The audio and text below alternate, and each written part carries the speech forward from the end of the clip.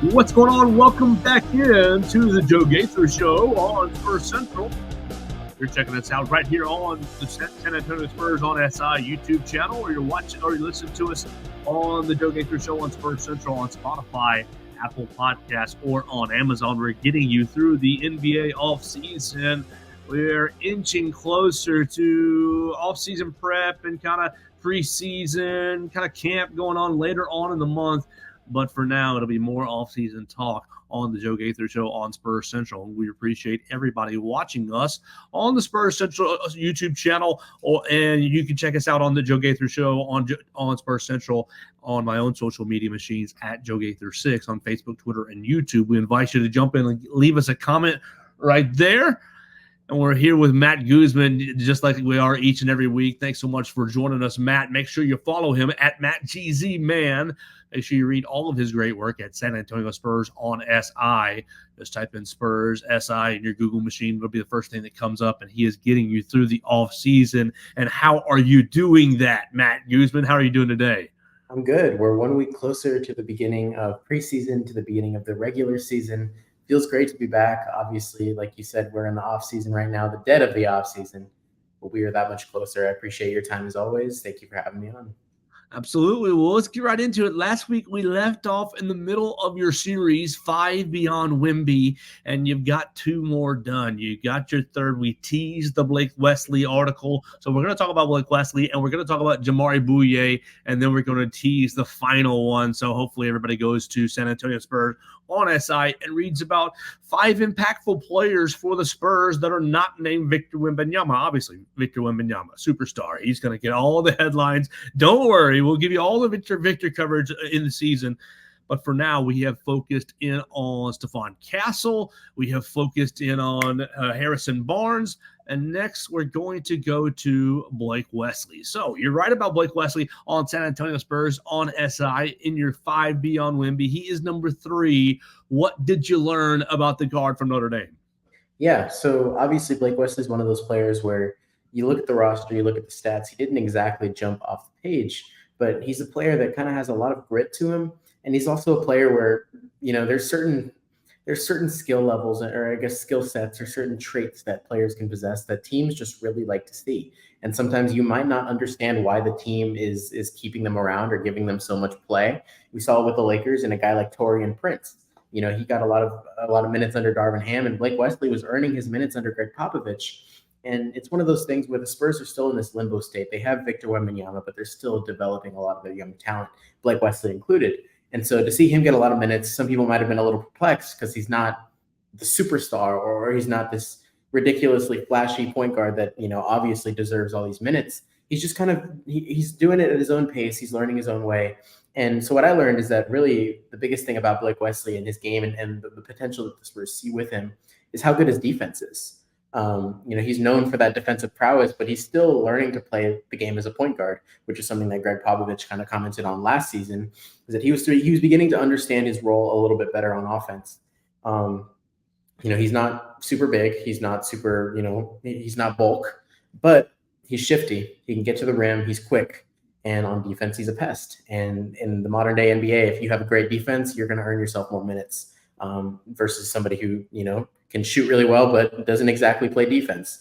And so that's kind of where he stands out. And I think that in year 3, he's going to try and aim to get those, I guess, his point guard level up to where his defensive level is and kind of take that step forward. All right, so you got Blake Wesley, and you went out and drafted Stephon Castle to eventually be a point guard, and you signed Chris Paul to be the point guard, be that veteran leader. Where does he fit in this roster as far as rotation? And really the bigger question, and the more important question from my perspective, is what can his ceiling be this season? Can he overtake Chris Paul and say, okay, old man, you're going to have to lead us from the bench because I have ascended my game to X point? What do you think he fits in this group? I think where he was last season, he was coming off the bench unless he got, I think he got just a few starts. I can double check that here in a second. But, he was mainly a bench point guard, and that's kind of the role that I expect him to be at this upcoming season as well. When you ask about his ceiling, I'm not so sure he's going to take over Chris Paul or take over Stephon Castle. Only started 3 games last year. Say it one more time. Only started 3 games last year. That's right. So he didn't start very often. Most of the time he was playing off the bench. But the games that he got the most minutes, it was pretty evident that he was getting a lot of second half, third quarter, fourth quarter minutes. And that's kind of where he was earning his points and earning his stats. I think that it's not necessarily his role to take over Stephon Castle or take over Chris Paul. But, at this point in time, when the Spurs have so many young assets, he's at a position where if he can I think his ceiling is he can be a true dual threat point guard, a true, like, you plug him into the offense and you're going to get some, he's not going to make dumb turnovers. He's not going to, he's going to be able to find players where they need to be found and hit passes. And he's going to be able to lock down on defense. If you have a tough guy you're guarding and you need a point guard that can kind of hang in there and maybe one of your other guys is tired, you put in Blake Wesley and you can trust that he won't let up easy shots. And so I think his role is to kind of be a utility player for the Spurs, which honestly for him is a really good place to be. If you can be a utility player for somebody like Victor Wembanyama, that means you're doing something right. All right, let's move on to number 4 in your 5 Beyond Wemby series, and you can read about it on San Antonio Spurs on SI, sitting right up there on the front page. Let's talk about Jamaree Bouyea. Jamaree Bouyea been with the Spurs for just a very short time. Played in 3 games last year, but he's a little more familiar with the Austin Spurs. Got signed to a 2-way contract this past season. Where does he fit in 2024? Right. He's a player that I really liked. I think the way I described him, he was an exception. And sometimes it's good, sometimes it's bad. In this case, it was very much a good thing. After they converted Dominic Barlow, who's no longer with the team, to a standard contract at the end of last season. He was previously on a 2-way. So putting him into a standard contract left one more 2-way spot open. That's where Jamaree Bouyea came in, and honestly, it says enough about him that they liked enough of what they see, or they liked what they saw enough to not only extend him for the remainder of the season as a 2-way player, but they signed him to a 2-year deal. So they wanted him for the entirety of the season to follow. And so, he already kind of earned his spot when Summer League rolled around. He wasn't having to fight for it, but he also had to prove enough to warrant himself being around. And that's exactly what he did. He was a standout at Summer League. There was one game where he had, I think, 2 clutch 3-point shots to tie up a game to keep the Spurs alive. And then we went 4-1 in Las Vegas behind him at point guard. And he was a player that, he's 25 years old. He's old for being just a second-year player. He's old for having not spent too much time in the league. But at the same time, he's still very young. He still has a lot of room to grow. And I think that the Spurs really like where that's at and what they can do with him, especially if he's going to be spending time both in Austin and San Antonio. All right, so the 5th one is not out yet. Well, actually, no, let's stay on Bouyea for one more second because I'm going to play the dummy here, as I often do. We've got Chris Paul, same sort of question as with Blake Wesley. We've got Chris Paul, Stephon Castle, and now Blake Wesley. Are we expecting, like I see, last year with the Spurs, only 3 games on the main roster. Are we expecting to see Bouyea a lot this year, or is he just going to be okay, we're calling you up if Chris Paul can't go in case, old man, sometimes things happen, or what is for the average fan when they turn on the Spurs, how often are we going to be seeing Jamaree Bouyea? Right. And he's a name, that's why I kind of wanted to write about him, is because not often.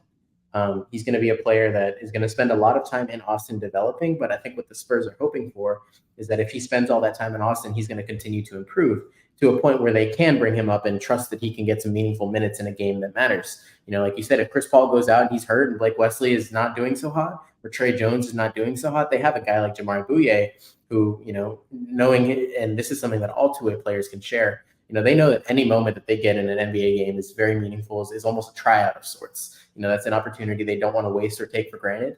So you put in Jamaree Bouyea, he's going to be like, well, this is my chance to shine. I'm going to show you what I can do. And the good thing about Jamaree, what he showed at Summer League, is that doesn't exactly mean he's going to hog the ball the entire time and try to prove to you that he can score, because he knows he can, but he's going to do what he can to prove that he can be a team player, he can fit into a system, and that he can, and when he's called upon, he can produce in multiple different ways. You highlighted the age at 25, and while that doesn't sound old, it is old for a developmental NBA player. What do you think the chances are that he can continue to grow his game and become a full-time NBA player? Yeah, that's a good question. I think that he's somebody that, like I mentioned, his age is a factor because you don't necessarily want to take a chance on a 25-year-old if you've got this 19, 20-year-old that's already kind of, a step ahead.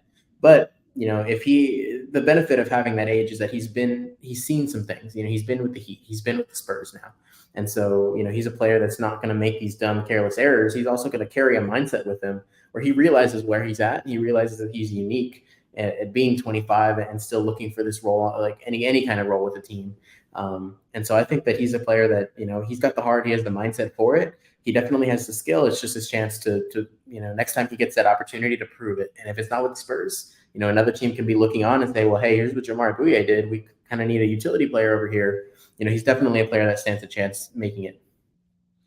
All right, let's move on and tease number 5 because it's not quite out yet, but it might be out by the time you listen to this. And we encourage you guys to download the Joe Gaither Show on Spur Central, on Spotify, Apple Podcasts, and Amazon as you're checking out the 5 Beyond Wemby series. So who's number 5? Let's open up door number 5 and find out who you're going to be writing about and kind of get a little teaser on him. Absolutely. Well, he's a player that was in the 5 Beyond Wemby last year. This is Devin Vassell. He's expected to be the second-hand man to Victor Wembanyama, and they paid him as such last year. And I guess injuries kind of hampered the back half of his season a little bit. He took a step forward, but he wasn't taking that superstar step forward that maybe he had hoped for, that maybe the Spurs had hoped for. But I mean, this year he's already made it his goal. He doesn't want to sit out a single game. He kind of knows that he's got more to prove, and they're paying him as such, especially with Victor getting better as the years go on.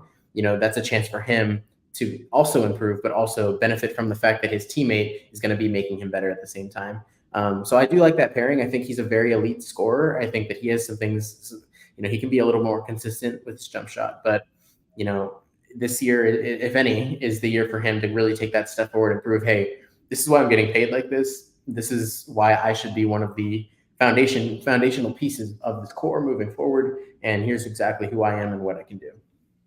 All right, Devin Vassell last season starting 62 of the 68 games that he played in and scoring my points per game, 19.5 points per game. So really filling it up for the Spurs as that number 2 man.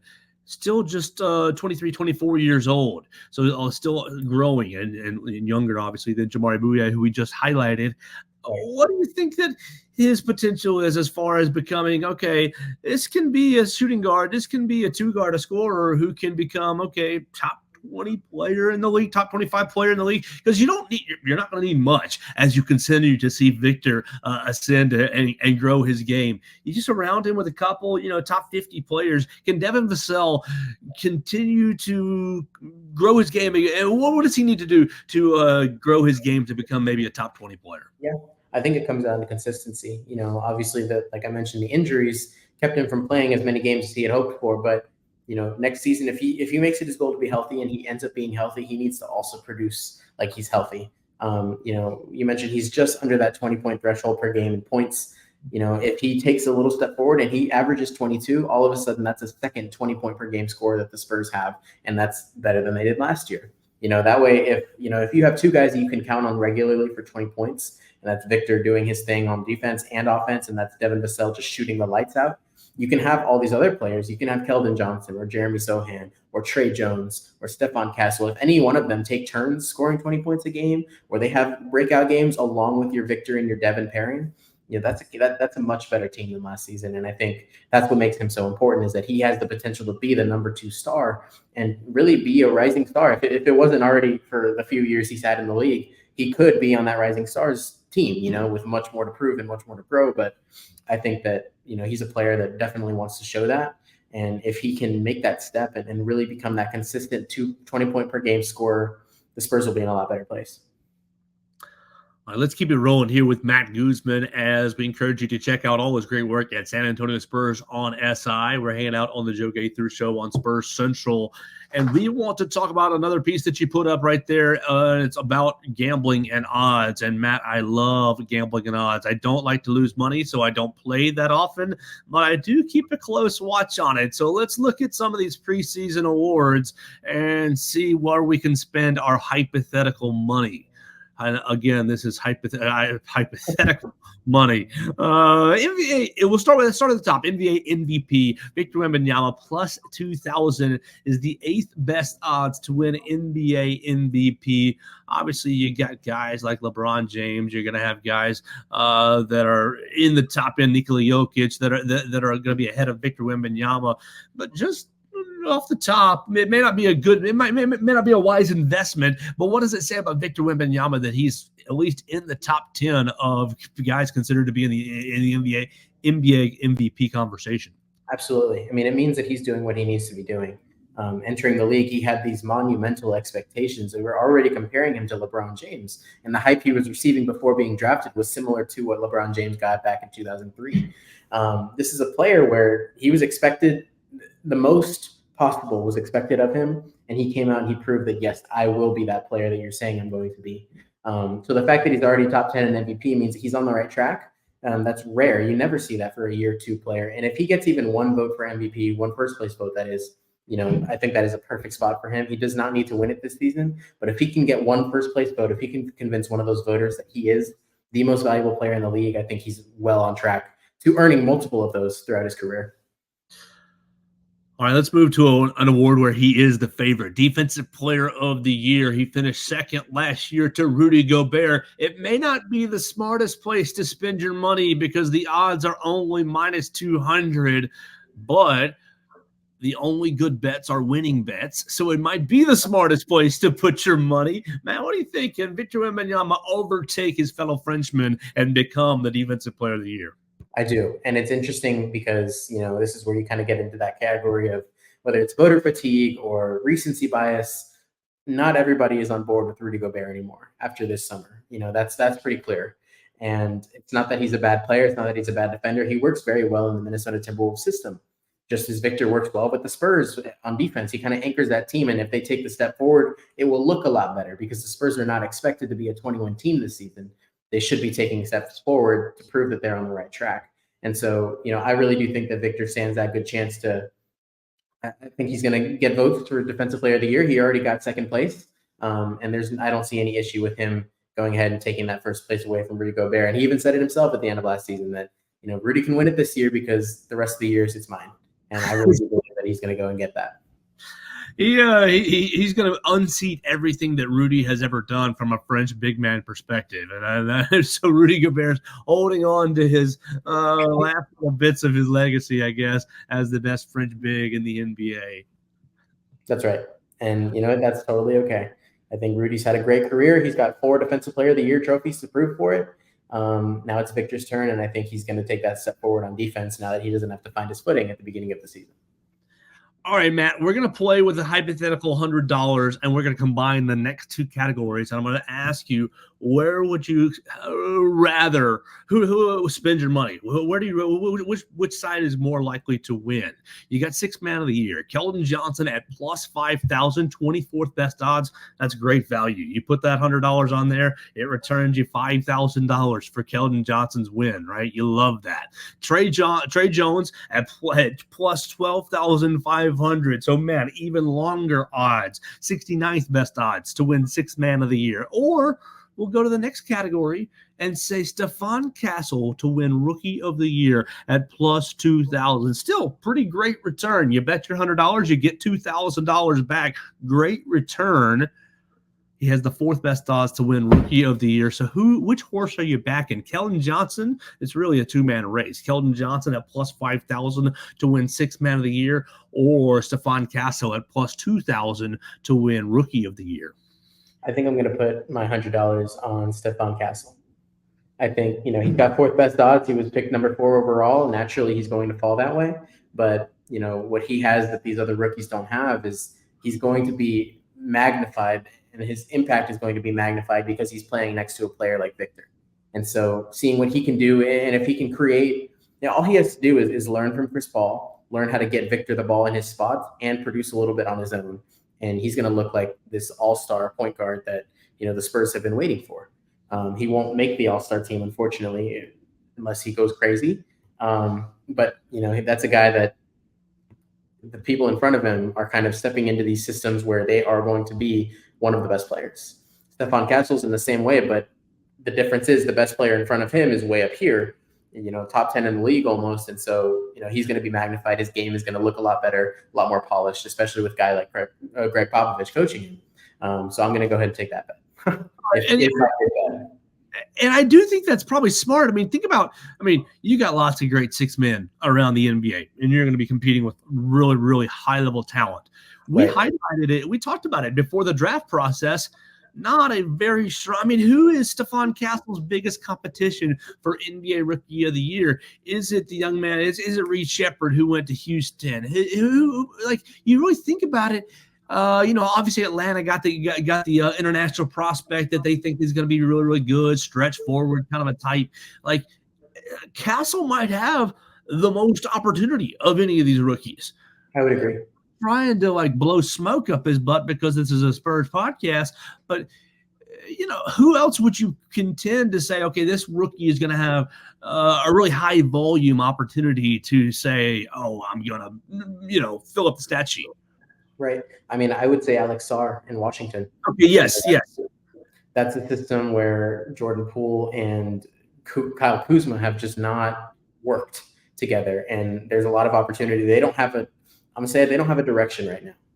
They're going to be bottom of the league again. I don't really see the vision. I think Alex Sarr is a great player. I don't know. It's going to be similar to putting Cade Cunningham in Detroit, where, that's a great player. They had Monty Williams as a coach, and they just still couldn't really get off the ground. I don't see Washington taking a much bigger step forward this season. But I do see Alex Sarr getting a lot of touches, a lot of opportunity. And if he can prove that he himself is a great producer and a great scorer, he has a chance.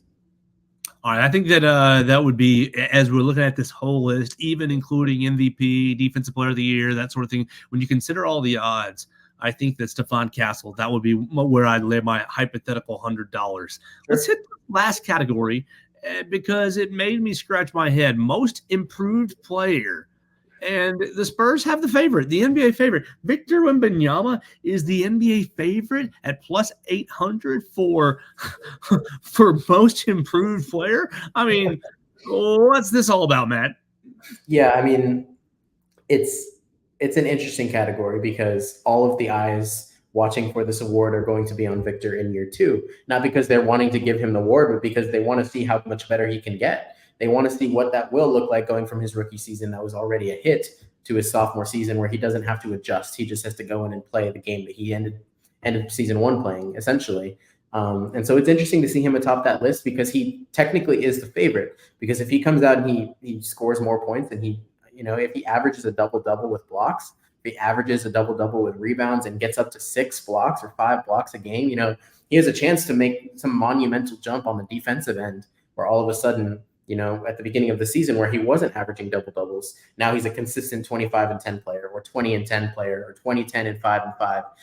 He's a player that will look ridiculous on the stat sheet. And simply because he wasn't quite there last season, all of a sudden he's the most improved player, which is really interesting to think about because he finished the season on such a high note.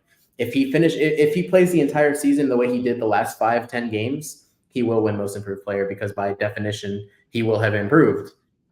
It's just interesting because all of the eyes are going to be on him already, so he kind of gets that advantage.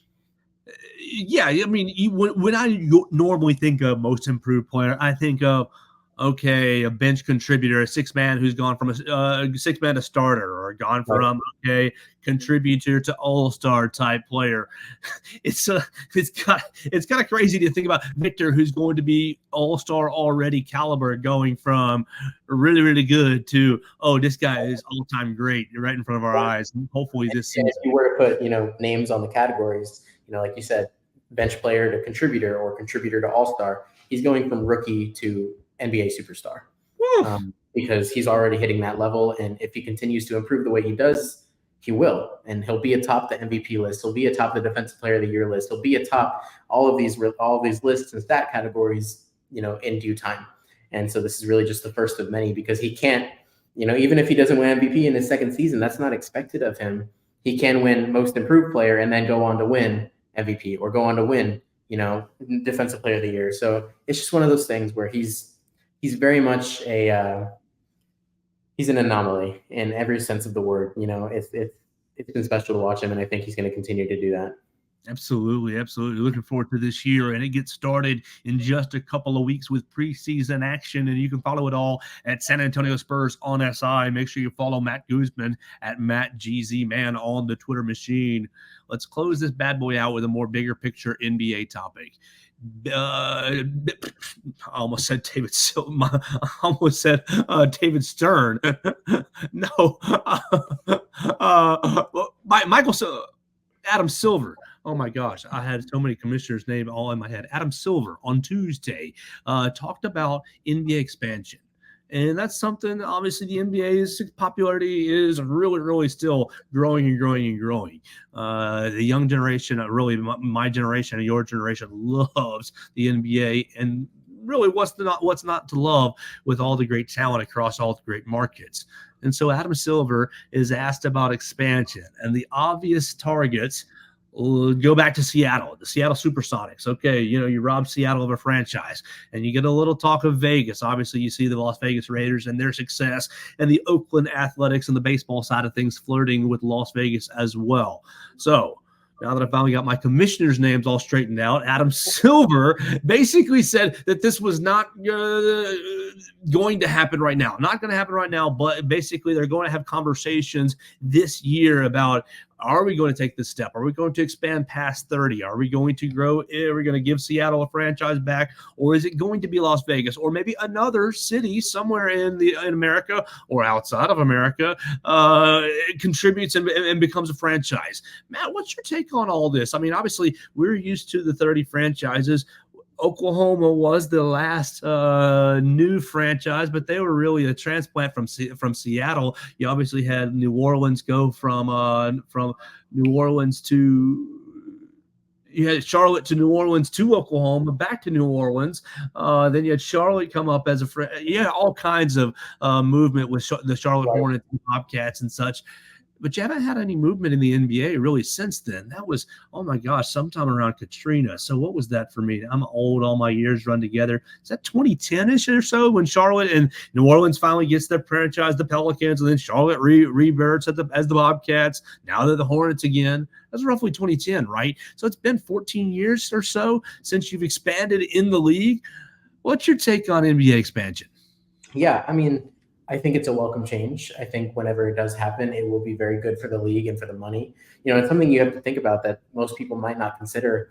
When you expand in the NBA, it's because you have the money, it's because you're making revenue, and it's a chance to make more money, which in turn will pay the players more. So you're going to see bigger contracts. You're going to be able to see a $500 million 4-year contract, whenever that does, whenever the CBAs and the salary caps reach that level. I like the idea of it. I think Adam Silver, obviously he has to put on a face of some kind. He's not just going to let you in on all the secrets and what's being talked about right now. And he had mentioned that TV deals were first and then expansion was next.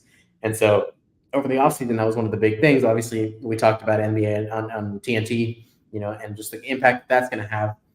That was part of those TV deals. So now the next big obstacle facing the NBA is, hey, what are we going to do about expansion? Are we going to expand? When can we expand? And Adam Silver he put it simply. He said, not ready yet. Not going to happen this year, maybe not even next year, or maybe it doesn't happen until 5 years from now, and they make it. Maybe they'll agree to terms with Seattle to move an NBA team in 2029. And we're like, oh, we got to wait all that time. But I think we're at that range where now we can start to think about where it's going to be and when's it going to happen. And obviously, Seattle, Las Vegas are the two atop that list.